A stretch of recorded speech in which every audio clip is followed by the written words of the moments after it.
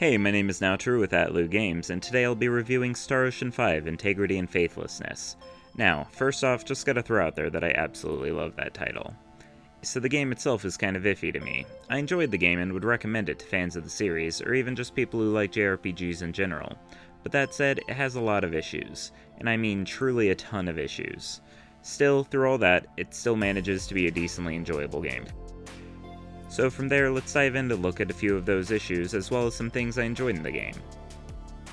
The game has a very interesting role system, where you can assign up to 4 roles to each character in your party to give them various bonuses. By leveling up these roles and a few other means, you can unlock even more roles. By late game, you'll have a lot of roles to customize your party in a way you like. The downside to these roles, however, is that they're directly tied into character AI.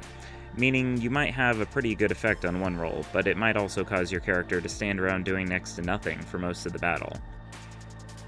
You can still form great role combos and not have these issues, but I definitely did find myself wishing roles were not tied to AI at times. Now, connected to roles in a way are the crafting and specialty systems. Basically in battle, you're an SP, which is spent to upgrade roles or unlock and upgrade specialties. Specialties can unlock new crafting types or recipes, increase item drop rates from specific enemy types, or even do things like display nearby treasures on your map. The crafting system has a few types of crafting, and some are a bit more dull, just requiring you to have specific ingredients to make the items. But they also have a few other crafting types where you can make things from random items, or upgrade your equipment in specific ways, allowing you to do things like add more attack if you want, or even boost your crit rate up to 100%. Moving on to the battle system, that's definitely an aspect that could have used a lot more work. You have normal attacks, strong attacks, and skills. Both normal and strong attacks have a 2-hit combo that just feels awkward to me, and as you progress through the game, you actually wind up getting so much MP that there's no real reason to not just spam your skills non-stop since they do more damage. By the end of the game, I could literally just sit in a boss fight spamming skills for 10 minutes without running out of MP, which just seems a little odd to me. The game also has a combo system called canceling, where every time you switch mid-attack from one type to another or to a different skill, you get a cancel bonus, which boosts attack damage up to a max of 200%. Another thing with the battle system that can be rather frustrating is trying to fight with anyone other than the main character. The game is designed to where you can change your character in battle, and if the battle ends with that character, you'll play as that character in the next battle too, automatically. The problem is that it switches you back to the main character in between battles, and then when a new battle triggers and it switches characters, the other character is almost always outside the battle area, causing you to instantly run away and not actually get to fight. Because many of the game's optional quests require you to go around killing monsters, that makes the battle system get old even faster. And speaking of quests, the game does have a rather large amount of quests and other side content. Quests can be obtained at job boards in each city, but require you to travel all over to complete them and then return back to the board. The issue with this is the lack of fast travel most of the game.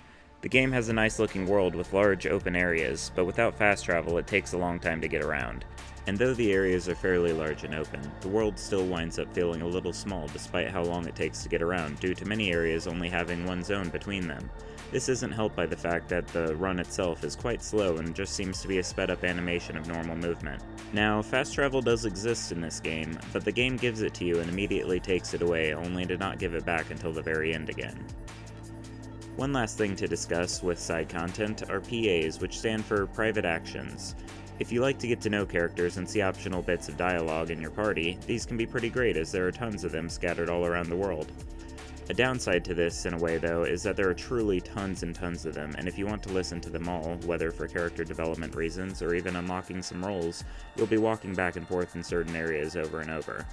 Lastly, one odd design choice in the game is that true cutscenes are exceedingly rare and instead replaced by the game forcing you to walk while your characters start talking. This means that if you want to see any sort of emotion from facial expressions or body language, you're going to need to move the cameras around yourself in odd ways to try to get things in frame.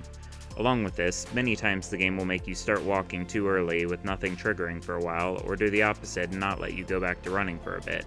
It also restricts where you may move during these times with red lines you can't cross, which can be sort of frustrating and can take you out of the moment a bit. All things considered, I'd give this game a 3 out of 5. It truly has a ton of issues, but it still manages to be pretty enjoyable at the same time.